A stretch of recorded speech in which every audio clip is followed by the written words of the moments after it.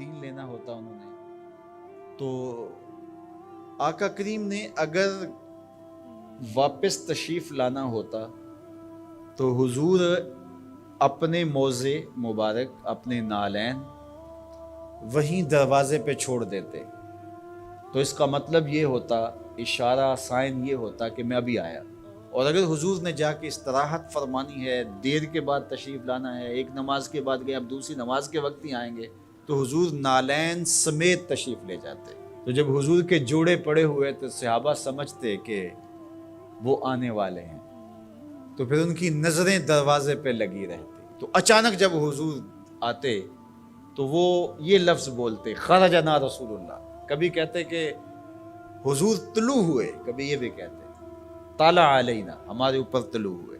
تو یہ مختلف روایات حدیث میں ملتے ہیں۔ تو یہ کیا کہتے ہیں، سنو ذرا۔ حضرت ابو شریح الخزاعی رضی اللہ تعالی عنہ فرماتے ہیں، خرج علینا رسول اللہ صلی اللہ علیہ وسلم فقال، حضور تشریف لائے، ہمارے درمیان جلوہ فراز ہوئے، فقال، اور ارشاد فرمایا، الیسا تشہدون اللہ الہ الا اللہ وانی رسول اللہ، تم گواہی دیتے ہو کہ اللہ کے علاوہ کوئی معبود نہیں ہے اور میں اللہ کا رسول ہوں؟ قالوا بلا، سب نے کہا کیوں نہیں۔ یعنی مطلب کیا کہ میں جب اللہ کا رسول ہوں تو پھر جو کہہ رہا ہوں اس کو غور سے سنو۔ اب ذرا دیکھیے کہ حضور نے یہ کہہ کے ایسا ماحول پیدا کر کے کہا کیا، اب اس کہنے پہ قربان۔ حضور نے ارشاد فرمایا، یہ اللہ کی کتاب قرآن مجید، اس کا ایک سرا تمہارے ہاتھ میں ہے، یعنی یہ اللہ کی لٹکتی ہوئی رسی ہے قرآن مجید، اور لٹکتی جو رسی ہوتی ہے اس کے دو سرے ہوتے ہیں نا، تو کہا اس کا ایک سرا اللہ کے ہاتھ میں ہے اور دوسرا سرا تمہارے ہاتھ میں ہے۔ اللہ اکبر۔ فتمسکو، اس کو مضبوطی سے پکڑ لو۔ دیکھیے یہ لائٹ جل رہی ہے نا، اس کے اندر تار لگی ہوئی ہے، تار کا ایک سرا مین پاور ہاؤس سے جڑا ہوا ہے اور دوسرا سرا اس لائٹ سے جڑا ہوا ہے۔ تو اگر یہ دوسرا سرا مضبوطی سے یہ لائٹ پکڑ لے تو پھر روشنی دے گی نا، اجالا دے گی، ظلمت مٹائے گی، لیکن ادھر سے تو جڑا ہوا ہے، لیکن یہ ادھر سے نہ پکڑے تو بتاؤ روشنی ہوگی؟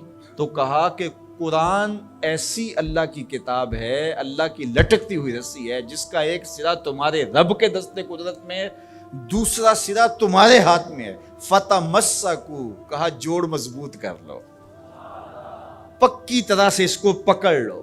جب پکی طرح سے پکڑ لو گے تو فرمایا فَإِنَّكُمْ لَن تَدِلُّوا، ظلمت تمہارے قریب بھی نہیں آ سکتی، چانن ہی چانن ہوگا، اور کبھی بھی تم گمراہ نہیں ہو سکتے، کبھی بھی ہلاک نہیں ہو سکتے۔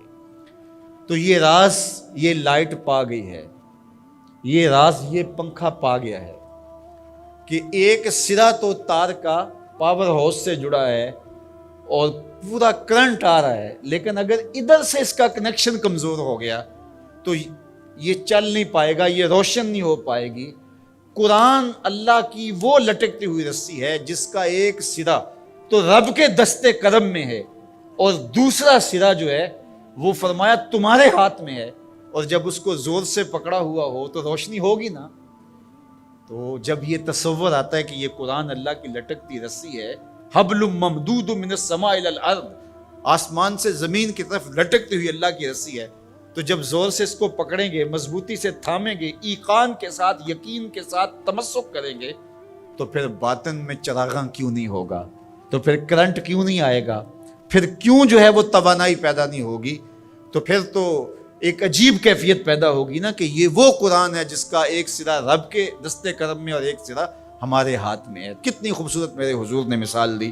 تو اس سے ہدایت ہی ہدایت، نور ہی نور اور روشنی ہی روشنی نصیب ہوگی۔ اچھا، اس عنوان سے صرف ایک روایت سن لیجئے۔ حضور نے ارشاد فرمایا، حضرت عبداللہ ابن عباس رضی اللہ تعالیٰ عنہ کی مرویات سے ہے، حضور نے ارشاد فرمایا کہ جس نے فساد امت کے دور میں میری ایک سنت کے ساتھ تمسک اختیار کیا، میری ایک سنت کو مضبوطی سے پکڑ لیا، جب فساد بپا ہوگا، جب میری سنتوں کو توڑا جا رہا ہوگا، دین کی قدردانی نہیں ہوگی، لوگ دین کی پرواہ نہیں کریں گے، خواہشات کے غلام بن جائیں گے، اس زمانے میں جس نے میری ایک سنت کو مضبوطی سے پکڑ لیا، میرے اور آپ کے آقا و مولا فرماتے ہیں اللہ اسے 100 شہیدوں کا ثواب عطا فرمائے۔